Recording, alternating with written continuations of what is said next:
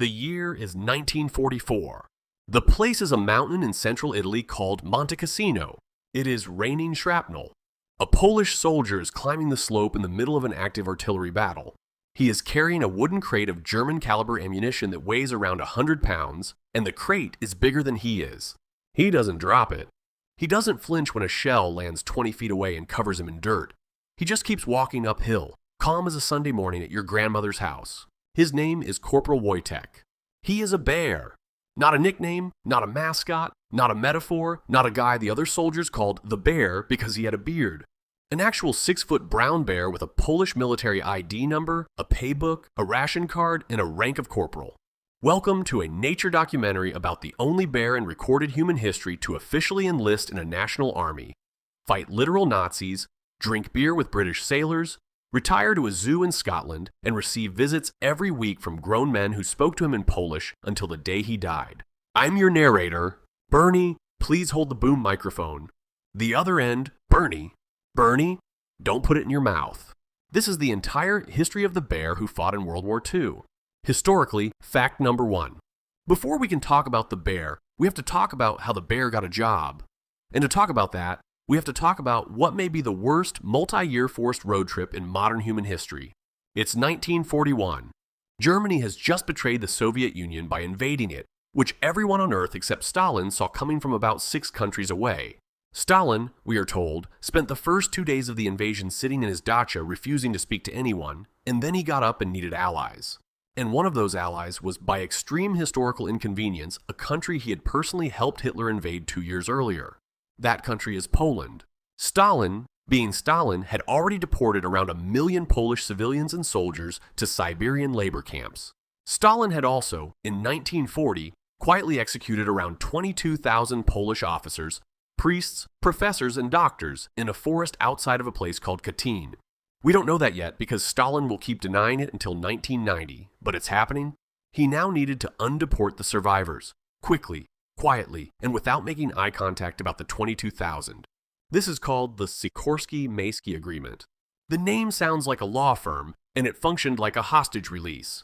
Around 150,000 Polish prisoners were let out of the Gulag and told to form an army. The problem was that they were in Siberia, starving. Half of them had frostbite.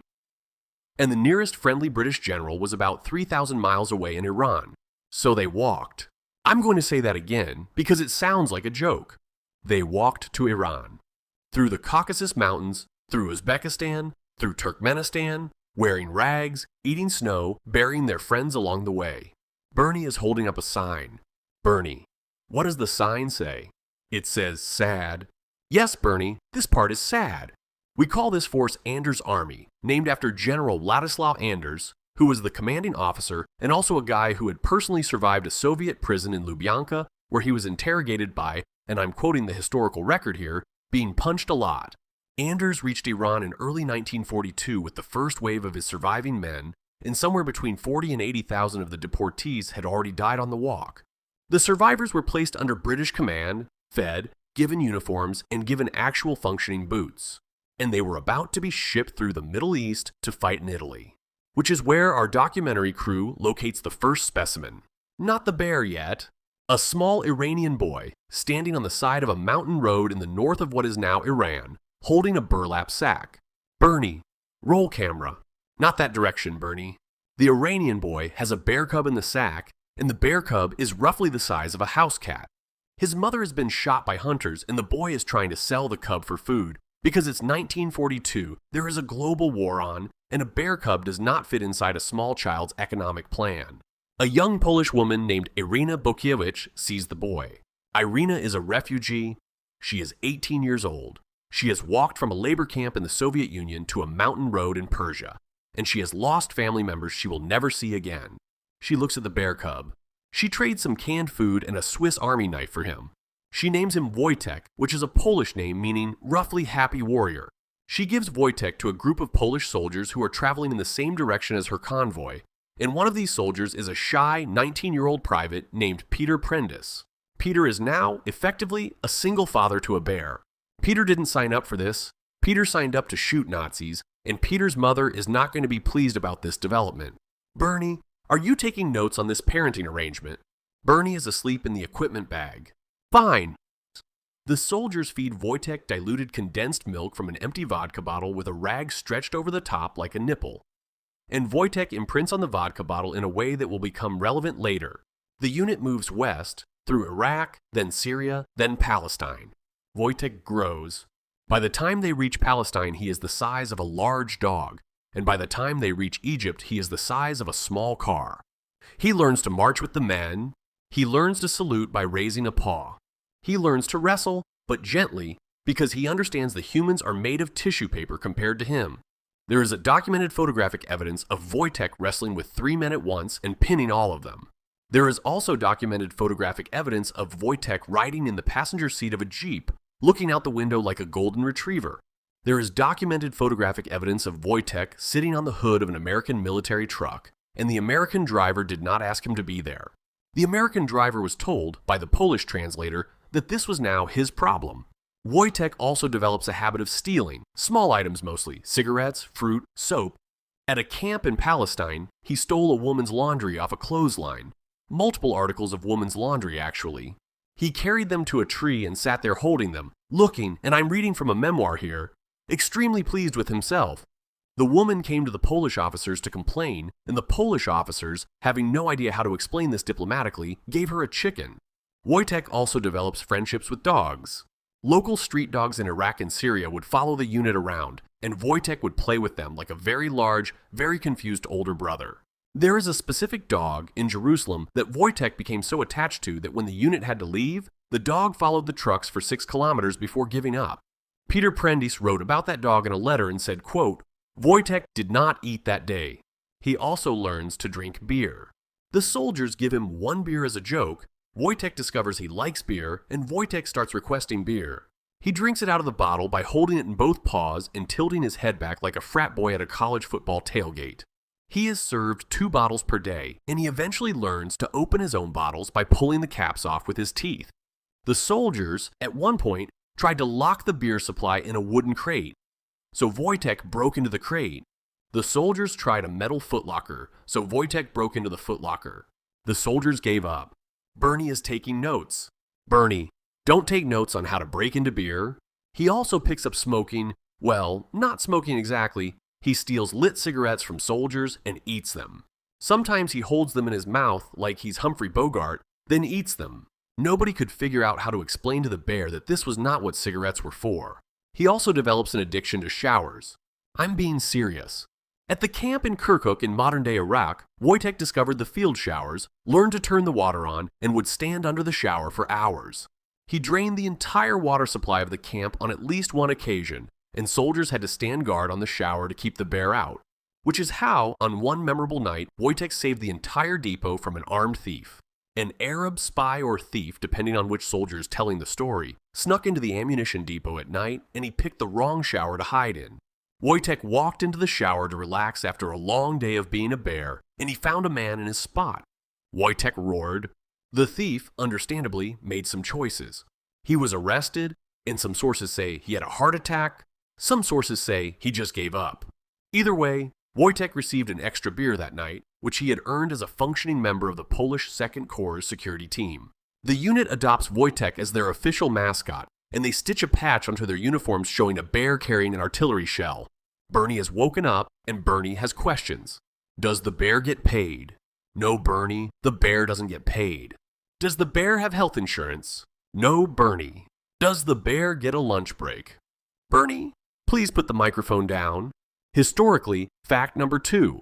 There is a photograph taken in Egypt in 1943 of Wojtek fighting an ostrich. Nobody knows why, they just met in the desert. The bear thought about it for a second. The ostrich thought about it for a second, and then they got into it. The bear won. The ostrich retreated with what surviving Polish veterans described, in a document I'm going to trust because I want it to be real, as considerable dignity. The photograph was taken by an accompanying press correspondent who had, moments before, been eating a sandwich. The press correspondent did not finish his sandwich. Wojtek ate the rest of his sandwich. Bernie has questions about the sandwich. Bernie, we are not investigating the sandwich right now. Bernie has follow-up questions about the sandwich. Bernie, please. Here is where the story changes from cute mascot anecdote into something the Human Resources Department of the Polish military had to genuinely reckon with. It is 1943. The Polish Prime Minister in exile, General Władysław Sikorski, dies in a plane crash off the coast of Gibraltar in July. Officially, it was an accident. Unofficially, a lot of Polish soldiers had extremely specific theories about who benefits from a dead Polish Prime Minister, and those theories start with the letter S and rhyme with, well, Stalin. We are not going to solve the Sikorski plane crash on this channel today, but you should know it happened because it lands right in the middle of our Bear's career, and it changes the political mood of the entire Polish Second Corps overnight. Anders takes over as effective military head, grief hardens into something else, and that grieving, exhausted, betrayed army gets on with the job. The Polish Second Corps, which is what Anders' army has been renamed, is ordered to Italy. Italy is where the actual fighting is happening. The unit is being transferred by British Royal Navy transport ship, and there is a problem. The problem is a rule. The rule is that British Royal Navy transport ships do not accept animals as passengers. No dogs, no cats, no mascots, no emotional support parrots, no pets, no exceptions. And especially no 600-pound brown bears who drink beer and eat cigarettes and know how to work a shower faucet. The Polish officers, in a display of bureaucratic problem-solving that would define the entire 20th century, come to the following conclusion. If Wojtek cannot travel as an animal, Wojtek will travel as a soldier. They fill out the paperwork. I need you to understand this literally. They put Wojtek in the military. He is given a rank private. He is given a serial number. He is given a pay book. He is given a ration card, which entitles him to 2 beers a day, which the 22nd Artillery Supply Company was already giving him anyway. He is officially assigned to the 22nd Artillery Supply Company as a member of the enlisted personnel of the Polish Second Corps of the Allied Forces of the Kingdom of Poland in exile. Bernie is losing his mind. The bear got a job before Bernie did, and Bernie has been applying to jobs for weeks, and Bernie's cover letters are excellent. Bernie is now angry at the British Royal Navy. Bernie is now angry at the entire concept of employment. Bernie is angry at Poland, which is not a country you should be angry at. Bernie. The paperwork works. The British sailors, who can't argue with paperwork, accept Wojtek as a Polish soldier, and he walks up the gangplank of the transport ship with the rest of his unit. He is given a hammock, and he does not use the hammock. He is a bear. Hammocks are not designed for bears. This is what we call a physics problem. He sleeps on the deck instead, next to Peter, because Peter is his person. During the voyage across the Mediterranean, Wojtek drinks beer with British sailors, who up to this point had no idea their allies included a bear. The sailors love him, and the sailors write letters home about him. Somewhere in England, there is a wife opening a letter that says, "Dear Margaret, our unit has been joined by a Polish bear named Wojtek, and he is the best of us." The ship reaches the port of Taranto, Italy in early 1944. The bear is now, officially, a soldier at war. Bernie is filing a discrimination complaint. Monte Cassino. If you have never heard of it, that is because it was one of the worst and most costly battles of the entire European war, and the Allies would prefer you remember D-Day. Monte Cassino is a mountain in central Italy, about 80 miles south of Rome. On top of the mountain sits a very old, very famous Benedictine monastery, founded in the year 529, which is 1,400 years before we get here. By the time the war reaches it, that monastery has survived Vikings, Lombards, earthquakes, and the Napoleonic Wars. It is not going to survive the 20th century. The Germans have turned the area around the monastery into a fortress, with machine gun nests, artillery, and paratroopers, specifically the 1st Fallschirmjäger Division, who are, unfortunately for everyone, extremely good at their jobs. The Allies have already tried to take Monte Cassino 3 times, and they have failed 3 times. The first assault in January of 1944 was Americans, and it went poorly. The second assault, in February, involved the New Zealanders bombing the monastery into rubble under the theory the Germans were using it as a firing position. The Germans weren't. The Germans were nearby, and the Germans then immediately moved into the extremely defensible rubble the New Zealanders had helpfully created for them. The third assault in March involved Indian and Gurkha troops, and it also went poorly. Tens of thousands of American, British, Indian, New Zealand, French colonial, and Moroccan troops have already died on this mountain. In May of 1944, the Allies decide to try a 4th time, and this time they give the job to the Polish Second Corps. Because at this point, The Polish soldiers of Anders' army have exactly one thing to lose, and it isn't their lives, it's their country, which is currently being carved up in advance between two of the men they are theoretically fighting for. They take the assignment. Wojtek goes with them. Before the assault, General Anders addresses his men, and he does not give a soaring, motivational speech about freedom and glory. He tells them, roughly, that they are about to attack a mountain that has killed everyone who's attacked it, that they will lose thousands of friends, and that the world will not necessarily thank them for it. He then asks them if they want to do it anyway. They say yes. The battle begins on May 11, 1944.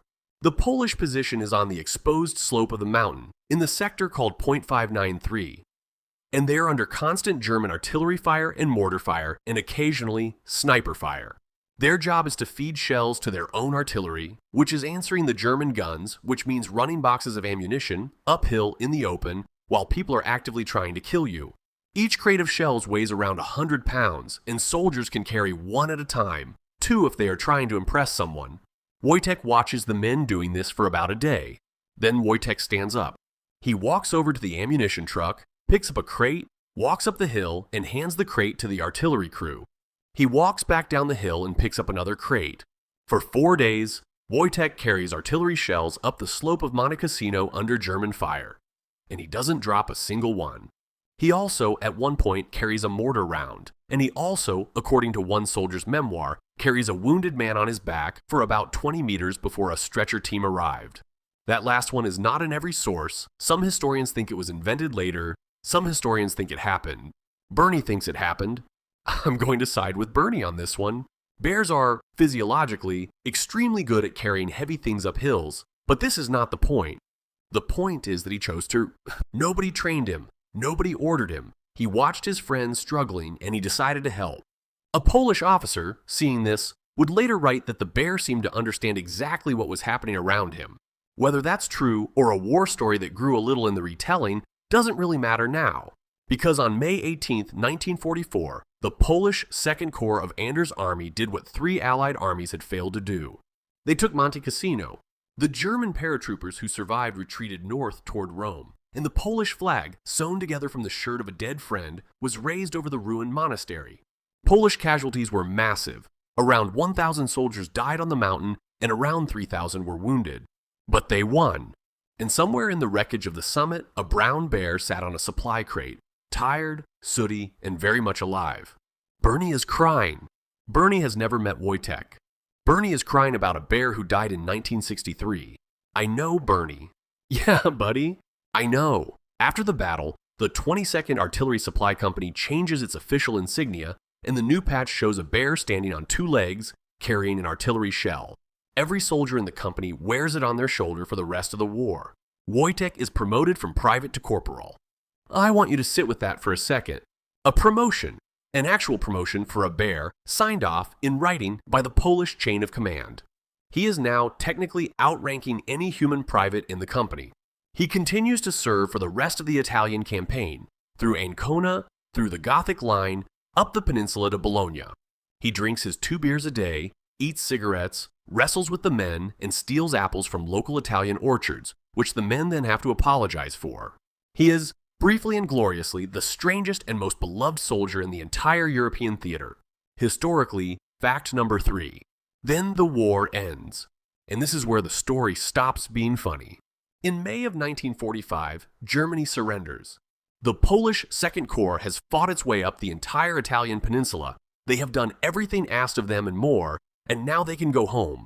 Except they can't go home, because at the Yalta Conference in February of 1945, 3 men had sat around a table in a Crimean palace and made some decisions. Franklin Roosevelt, Winston Churchill, and Joseph Stalin. They quietly agreed that Poland, the country whose invasion in 1939 had started the entire war, would be handed to Stalin after the fighting was over. There would be a new Polish government, and Stalin would pick it. The Polish government in exile, based in London, the one Anders' army had actually been fighting for, would not be part of that decision. The Polish soldiers weren't told this was going to happen. Roosevelt and Churchill agreed to it because Stalin already had the Red Army sitting on Polish soil, and they didn't feel like starting a new war to get him off of it. This is the diplomatic version. The actual version is that the men of Anders' army had spent 5 years fighting Nazis for the freedom of a country that had, quietly, already been given to a different dictator without asking them. If they returned to Poland, they would be arrested by the new Soviet-backed government, and many of them were arrested, some were executed, and many of their families had already been executed or deported during the war and never came back. So most of them didn't go home. They went to Scotland instead. The British, feeling perhaps a small amount of quiet guilt about the whole Yalta situation, agreed to resettle them. The 22nd Artillery Supply Company was assigned to a place called Winfield Camp in Berwickshire in the Scottish borders. Wojtek came with them, and he lived in the camp with his unit for 2 years. He was, at this point, a genuine local celebrity. Scottish children came to visit him. Scottish farmers gave him honey and jars of marmalade, and Scottish reporters wrote articles about the bear who fought Nazis and wore a rank patch. He was made an honorary member of the Polish-Scottish Association. At one wedding of a Polish soldier to a Scottish nurse, Wojtek attended the reception as a guest, walked in on 2 feet, and was politely served a beer. Bernie is furious that a bear has more friends than Bernie does. And Bernie is furious that a bear has been invited to more weddings than Bernie has. Bernie has not been invited to any weddings. In 1947, the unit is officially demobilized. The men have to find civilian jobs, learn English, and try to build lives in a country that isn't theirs, in a language they don't fully speak, while the country they came from erases them from the official history books. They can't keep a 600-pound brown bear in a Scottish flat, so they take Wojtek to the Edinburgh Zoo. Peter Prendes, the shy teenage soldier who had become the bear's father figure 5 years earlier in a Persian mountain pass, hands his best friend over to a zookeeper. Peter cries.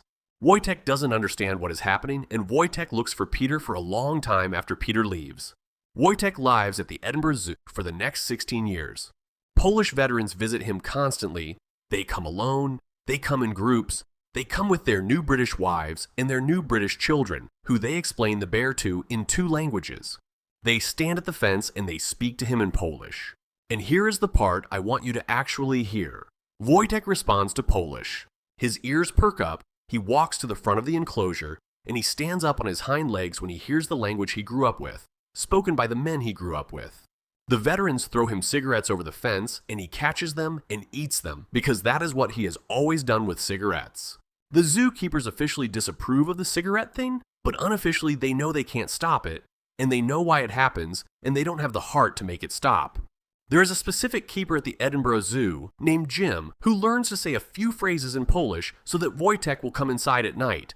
And Jim keeps a Polish phrasebook in his back pocket for 16 years. There is a photograph of Wojtek at the zoo sitting near the fence, watching an old man in a wool coat talk to him from the other side. The old man is crying. The bear is calm. We do not know the old man's name. He is one of hundreds of men who did that. Peter Prendes visits him every year until Peter dies. Wojtek dies on December 2nd, 1963. He is 21 years old and he weighs almost 500 pounds. He is buried at the Edinburgh Zoo. The obituary in the Edinburgh newspaper does not mention that he was a bear. It just says, Corporal Wojtek of the 22nd Artillery Supply Company, Polish 2nd Corps, has died, age 21, a veteran of Monte Cassino. That's it. That's how they wrote it. Because by 1963, the men who knew him didn't need the word bear to explain who he was. He was just Wojtek. There are now statues of Wojtek in Edinburgh, in Krakow, in London, in a park in Ottawa, in dunes in the Scottish borders, and in the town square of Zagan, Poland. There is a peak named after him in Scotland's Pentland Hills. There are children's books written about him in at least 6 languages. There is a whiskey named after him, and there is a beer named after him, which feels correct.